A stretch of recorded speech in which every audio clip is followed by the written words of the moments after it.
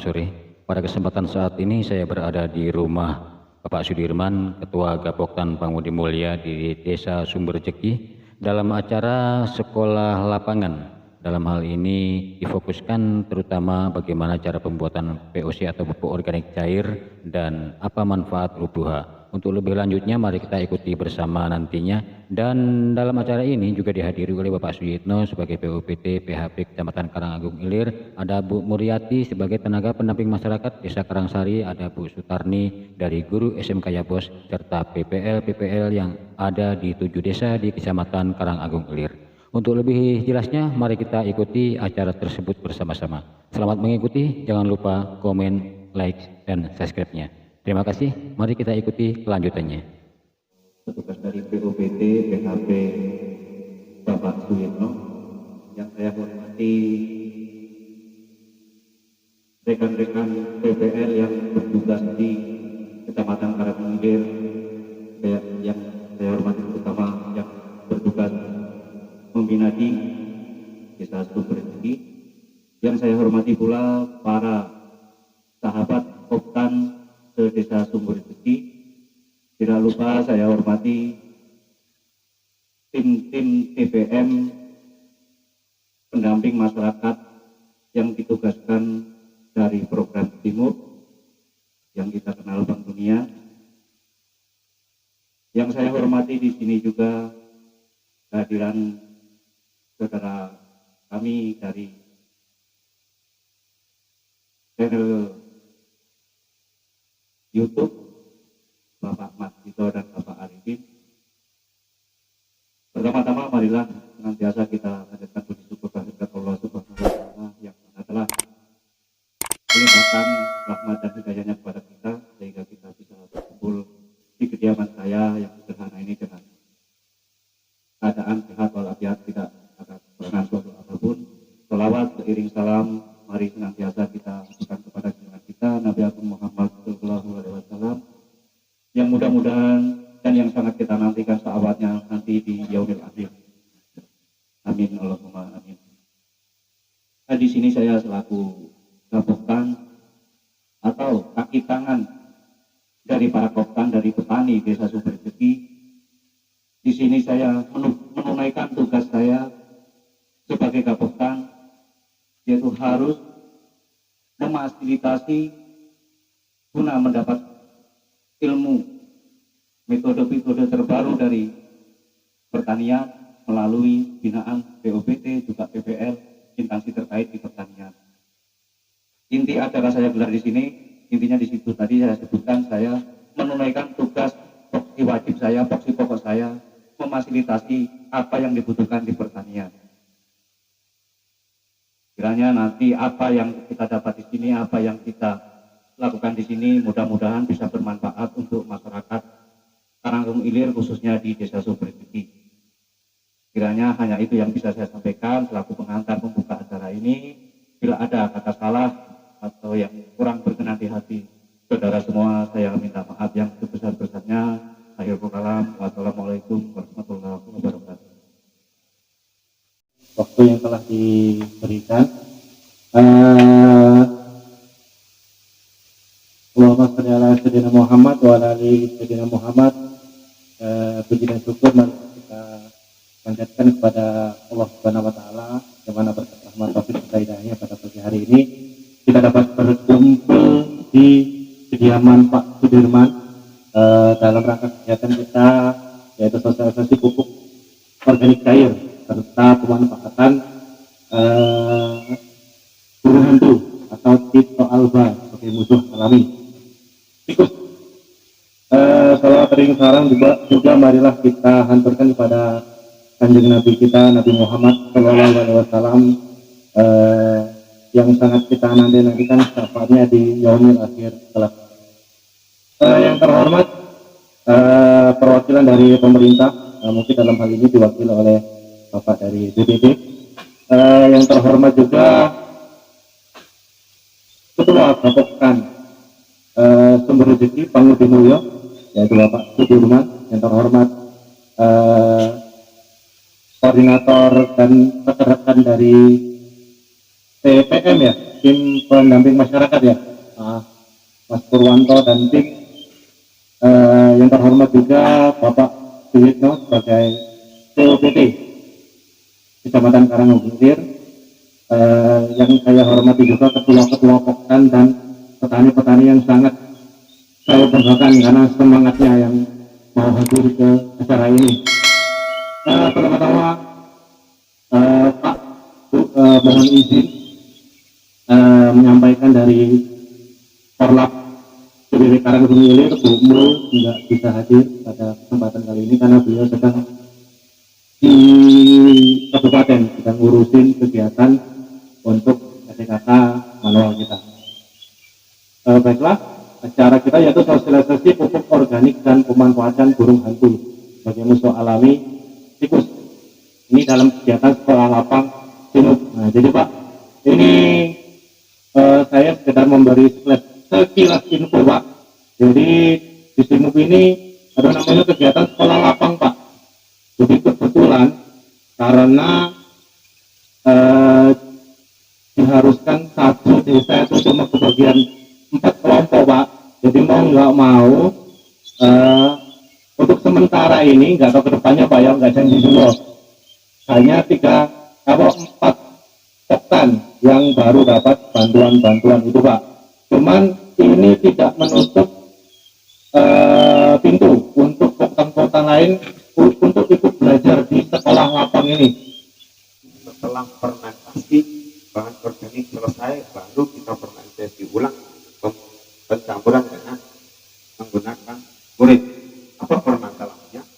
Permasalahannya kurit itu bisa merubah bau khas padi. Bisa merubah bau khas padi. Kalau saya bahas ya, kalau ini bentuknya seorang gadis kecil diberikan makanan nutrisi besar, ya, sama-sama dari seorang anak gadis datang ke depan kita, ya. Nah sekarang gini, kita lihat yang belum kita ini, gitu ya. Ini tadi pH-nya 4 ya. pH 4 kalau kita gunakan pakai VOC ya. Tuh.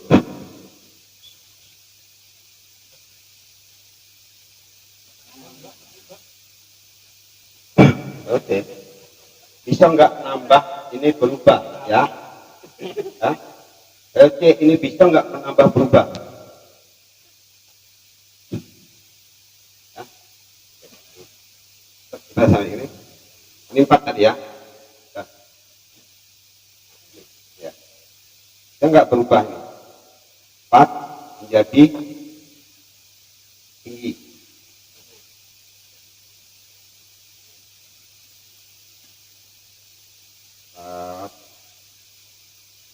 Menjadi 11. VOC kita bisa menjadi 11 ya. Mengapa kita nggak bikin sendiri untuk keadaan tanpa resiko? Kalau pakai kapur bisa selesai juga, tapi beli resikonya ikan biotanah zat teknik yang menyuburkan tanah banyak mati karena kapur gitu. Ya, menyuburkan tanah. Tapi kalau pupuk organik yang terbuat dari bahan-bahan ini dan campur kurit, ya bisa naik tanpa harus kita beli. Gitu. Ini nanti kalau ada pemberian urea yang asam, ya terikat oleh itu tinggian kandungan nitrogen tinggi, jadinya apa? Bukan kesuburan, tapi mematikan tanaman. Ya, kita buktikan dengan menggunakan TSP. Ya, sekalian. TSP, nanti ini air biasa ya. TSP, TSP yang bagus, Bapak petani semua harusnya beli TSP yang seperti apa, ya, bukan yang TSP asalan Bapak beli merek. Silahkan beli, nggak masalah mungkin Bapak sendiri, tapi sebagusnya beli yang berkualitas tinggi, yang kandungannya memang benar-benar bagus.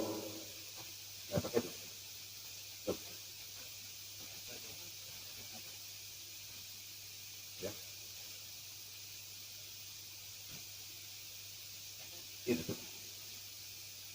Bapak sekalian, penggunaan TSP Korea setelah kena hidrogen air, ya, itu bukan nambah pH-nya naik. Untuk fosfat itu sementara asam, tapi ya nanti berikutnya kenapa bagus. Tapi sementara asam, jadinya asam. Asam. Dari 4 menjadi 3, sekarang jadi asam. Korea lebih asam lagi. Asaman TSP bahkan bisa untuk mengentalkan getah karet, mengentalkan getah karet, asam.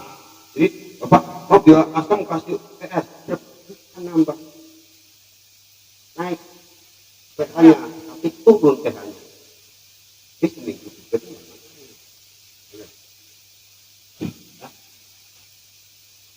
Ini Pak,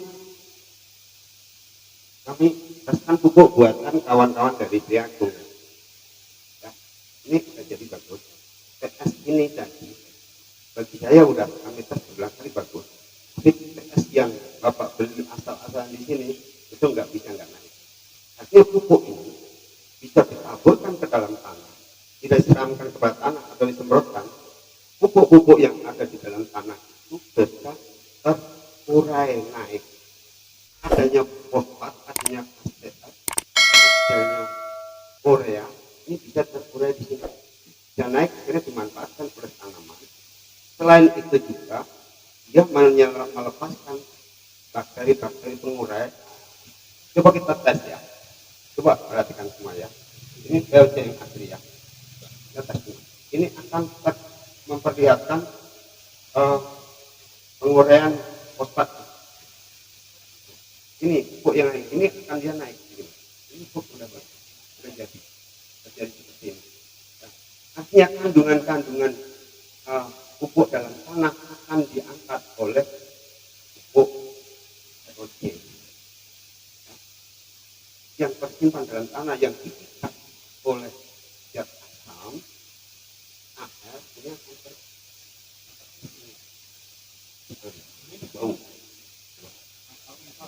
Ini sudah ada. Nah, ini apa nggak bisa? Ini masih bisa. Ini itu kayak siapa itu? Itu kayak siapa? Nggak bisa. Kita bawa cek bisa.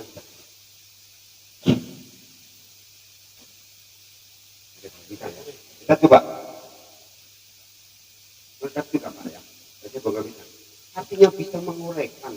Kalau udah sedikit seperti ini pupuk bapak, ini udah bagus, udah jadi. Ini bisa untuk ngetes TS. Bapak jangan tertipu dengan karung-karung yang bapak beli dengan harga sekian-sekian, ternyata kandungan TS kecil. Kalau perlu Mas Firman ambil TS Mas Firman ini. Aduh, ada? Nggak ada. Aduh, tidak akan keluar. Tuh. Itu bisa dilihat kita cek tes ini. Kira-kira bawa mudeng enggak ini? Nah, coba ini ya. Ya. Ini ada mineralnya enggak? Mineral yang terkandung pupuk apa enggak? Kita bilangkan ini. Coba itu. Itu.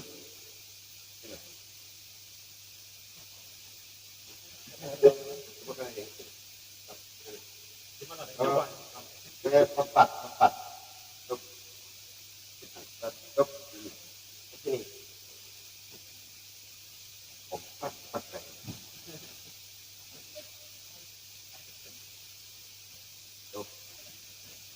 Ini yang tidak ada bahan organiknya, ya, tidak ada mineralnya. Mineral itu mengandung pupuk, tidak masuk. Ya. Oke, untuk selanjutnya mari kita ikuti bersama-sama pembuatan pupuk organik cair yang dikomandoi oleh Bapak Sudirman selaku Kapoktan Sumber Rezeki bersama rekan-rekannya. Mari kita ikuti bersama-sama. Selamat mengikuti. Pembuatan satu dulu itu berapa kilo? Yang jelas fungsinya ini kan untuk makanan bakteri tadi. Biasanya ini yang bahan belum ada itu kan dedak, itu bisa untuk bahan makanan bakteri. Ini air biasa, air biasa. Ini Dan perlu kita ketahui bahwasanya bahan pupuk organik cair ini dari bahan baku bonggol pisang ya, bonggol pisang beserta dicampur dengan kohe. Dalam arti kata kohe adalah kotoran hewan, ada air kelapa serta ada air cucian beras atau yang disebut teri. Mari kita ikuti dengan bahan-bahan baku tersebut akan menjadikan pupuk organik cair yang sangat bermanfaat untuk tanaman-tanaman palawija kita ataupun tanaman padi kita. Mari kita ikuti selanjutnya. Dari bahan baku tersebut yang sudah dicampur aduk itu ada perlu penambahan untuk mengurai bakteri, yaitu kita campurkan juga molase ataupun beras tebu yang sudah dicampur dengan air itu untuk bekerja mengurai terjadinya nanti bahan baku tersebut menjadi pupuk yang sangat bermanfaat. Nah, DPR. Menit lagi pada DPR. Kok Pak Arifin generasi ya Pak? Milen. Lali dan Gampang DPR wae. Generasi Dilan. pecah lah bilang. Pelawak yang meninggal itu nah, yang botak. Itulah. Iya generasinya Bang Sabri ya.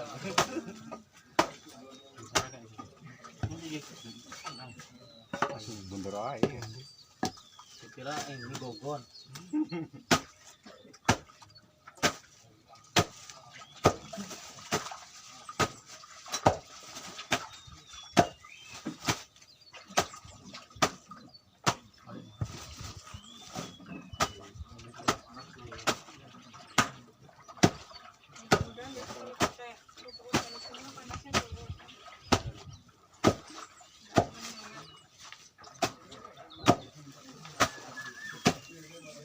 Langsung ke sudah praktek langsung praktek ke pembuatan kupon.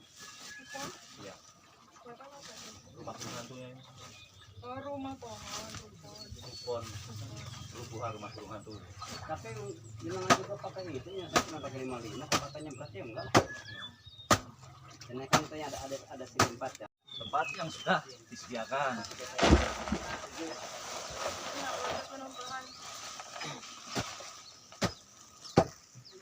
Pisang, Punya sendiri enggak masuk. bonggol pisang. Iya, kan tinggal dibikin peminta bangsa. Orang yang dibikin itu dan minta bangsa. Terus kita kalau koran sebulan itu bukan. Kita ada nasional, kita ada berita nasional jadi keseluruhan. Jadi kita punya grup ini punya grup ini. Nah, berita nasional ini.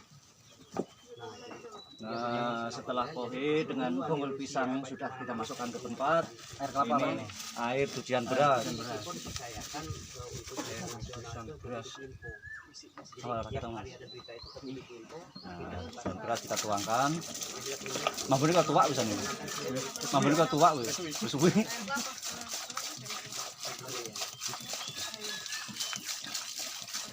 Keren. Kelapa. Beras. Cucian beras. Ini air cucian beras. Leri. Kayak leri. Bahasa Inggrisnya kan Frankie. Peringkiran.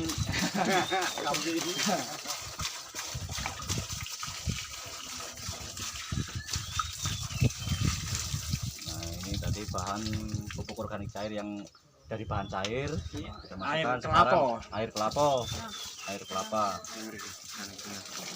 Ke situ jeneng menjelaskan ke kamera. Nah, yang kita tuangkan ini air kelapa. Tadi sudah kita tuangkan air cucian beras. Sudah 2 macam yang dituangkan. Sudah 2 macam dari bahan cair. Kita masukkan.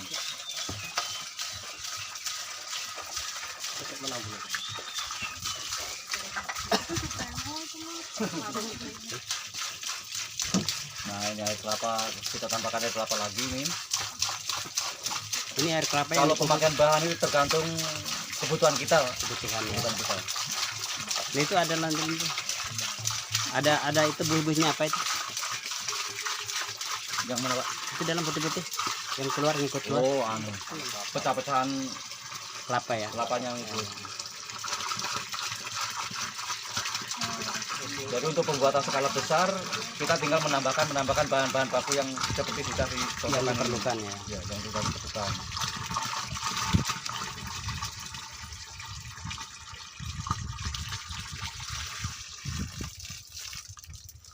Jadi bahan bakunya berapa macam ini, berapa baku yang untuk pokoknya itu kan. Ya, Tadi kan air pokok- leri ya. Tadi air leri, air kelapa, Heeh, terus bonggol pisang dengan bohe, iya. itu kotoran hewan. Nah sekarang Empat Karena- campur ya. ya ini Semulase ya. Oh, ini empat untuk hancur. ini untuk biang, untuk pengurai Pengurai. bahan organik kita masukkan ke molase. Ya. Nah ini hasil dari penghancuran, ini air gula merah.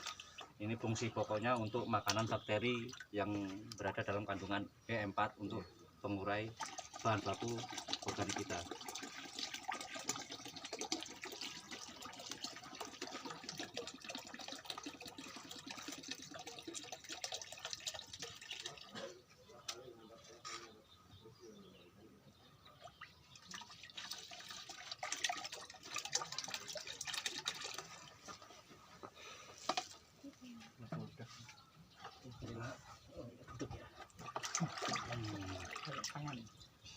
Segera bener. Nah langsung kita masukkan makanan.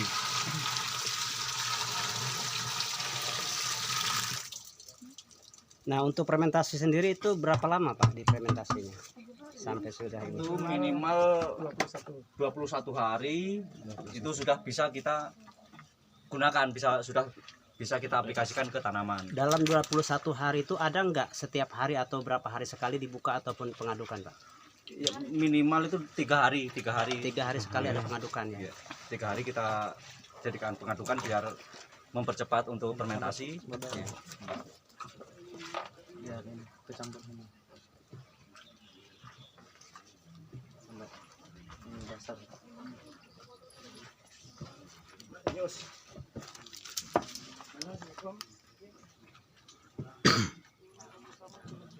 Itu tadi bahan-bahan baku, bahan pokok untuk pembuatan pupuk organik cair, dan tutorialnya tadi sudah saya praktekkan, saya contohkan. Nah ini hasilnya seperti ini yang sudah di dalam proses fermentasinya ini. Seperti ini contohnya, monggo di shot. Segar juga. Ya Pak, jatuh Pak. Oke. Nah. Kalau begitu saya mau tanya Pak, ini kan nanti udah ditutup Pak ya. Iya. Setelah ditutup mungkin yang dianggap sudah selesai penutupan. Iya. Ada nggak yang Bapak bisa sampaikan ke masyarakat tentunya terutama kelompok-kelompok tani yang ada di desa Bapak ataupun di desa Karangagung ini? Ya, terima kasih. Yang jelas pastinya yang namanya harapan itu sangat besar harapan saya. Iya. Saya sudah berinovasi praktek seperti ini dengan beberapa petani saya. Harapan saya ke depannya semua petani di Karangagung Ilir sudah berinovasi menggunakan organik. Iya. Itu harapan saya. Itu satu dari pupuk organik. Yang kedua tadi ada Tito Alba ya. Ya, Disampaikan juga oleh tadi pemateri Pak Imam. ya, Dan juga mungkin sampai juga di sini sebagai koordinator untuk masalah itu. ya. Itu juga apa yang Bapak ingin sampaikan kepada masyarakat khususnya warga desa Sumberjeki ini umumnya ke desa-desa yang ada di Karangagung, Kecamatan Karangagung. Ya, terima kasih. Yang jelas harapan saya mulai dari pupuk organik cair ke pemanfaatan predator alami burung hantu, itu semuanya kita menggunakan potensi alam. Kita kembali ke organik, memanfaatkan dari alam kita hidup di wilayah pertanian sini. Apa yang bisa kita manfaatkan untuk menyuplai, membantu untuk kedepannya pertanian itu, saya berharap, saya minta dukungan sepenuhnya khususnya dari pemerintah desa. Sangat-sangat besar saya minta kontribusinya dari pemerintah desa untuk menyupport kegiatan kami ini. Sekaligus menyukseskan untuk Iya, Karangagung ini iya. ya. Sekaligus menyukseskan organik di Karangagung Ilir. Salam organik, salam Tito Alba. Baiklah, untuk selanjutnya Bapak Sudirman ini Gapoktan dari Sumberjeki akan mempraktekkan bagaimana cara pembuatan rubuha atau rumah burung hantu. yang saat ini sudah banyak bertengger ya di sawah-sawah di sekitaran Kecamatan Karangagung Ilir. Nah, ini merupakan suatu papan lantai yang nantinya ada kaso 2 biji ini nanti akan diplat dengan besi yang berfungsi untuk menanamkan besi ini ke cor paralon. Dan ini lantainya, kita lihat bersama didesain sedemikian rupa dengan dinding dengan ketinggian 50 cm, lebar 60 cm. Adapun ukuran untuk pintu rubuha ini dibuat ukuran 25, tinggi 25 dan lebarnya sekitar 12 ataupun sampai dengan 15 cm. Oke, bisa ikuti bersama.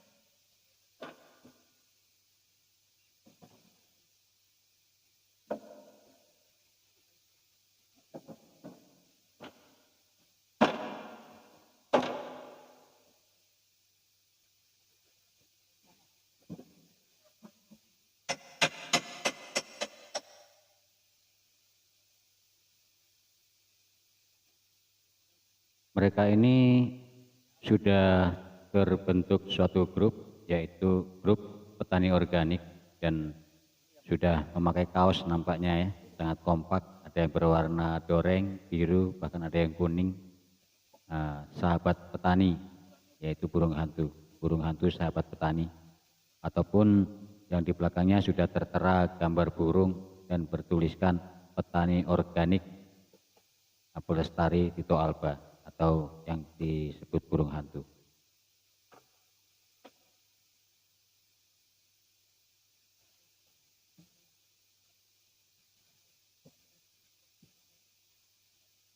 Paku yang kuat, Mas.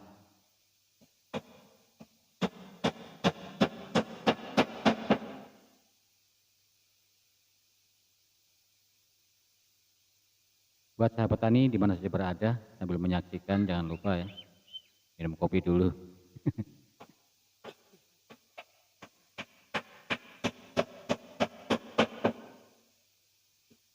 Sambil menyaksikan bagaimana cara pembuatannya, terus kita praktekkan di daerah kita masing-masing, sehingga nantinya dapat berguna untuk kita semua para petani, mengurangi pengeluaran tentunya dengan pembuatan pagar yang memakai fiber ataupun plastik, bahkan pagar-pagar dengan sejenisnya yang biayanya sangat mahal. Kalau kita membuat rubuha ini, sudah tidak perlu lagi menggunakan fiber untuk pagar ataupun plastik dan sebagainya, tapi kita cukup sekali membuat, asalkan kita kompak satu kelompok tani sekitaran 500 meter lah, 500 meter satu rubuha, 500 meter satu rubuha, itu sudah sangat ideal.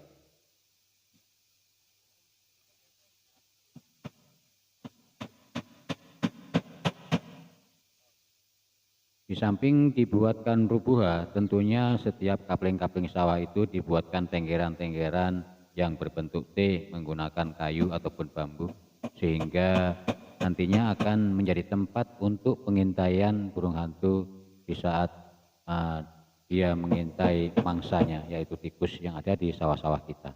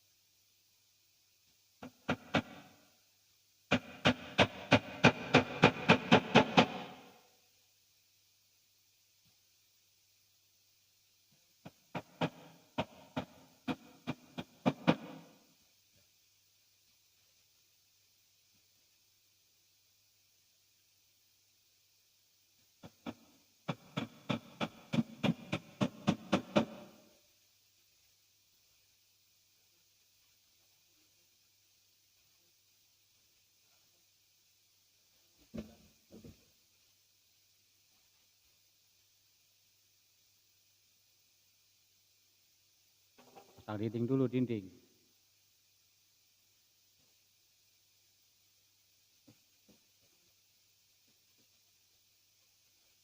Potong aja Mas untuk sekatnya Mas.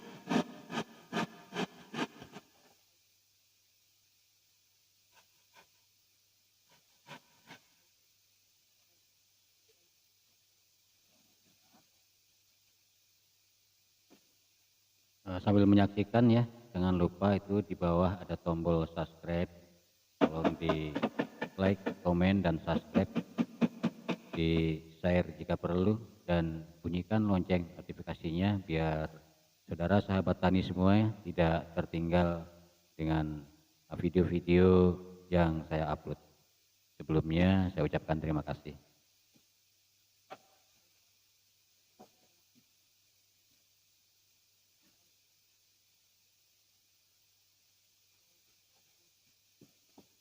Nah ya, pakai apa aja, ya digeser itu sekat yang malang ini ditempelkan aja ke apa? Dirapatkan. Nah, buatlah itu. Nah, di situ sudah tertera jadi 3 bagian. Yang bagian depan ini untuk dia masuk pertama, untuk peristirahatan di situ ya. Beristirahat dia lalu lalang di situ dan bisa keluar masuk. Artinya setelah di situ, nah yang ini untuk bertelur ataupun beranak. Jadi nanti dia buat sangkar di situ, buat bawa sampah-sampah di situ, dia akan bertelur dan beranak di seket yang itu. Sedangkan untuk seket yang sebelahnya ini itu untuk persembunyian induk di saat dia beristirahat siang, dia akan menginap di situ ataupun tenang di situ, tidak terganggu oleh anak-anaknya. Untuk pembuatan seperti ini tadi. Oke, lanjut.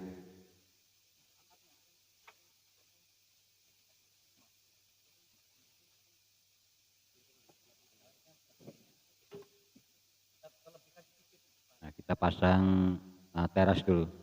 Setelah dikasih teras ini tujuannya supaya untuk melindungi bangunan rubuha ini supaya tidak terkena air hujan terus menerus. Artinya kan ada tutupnya di atas.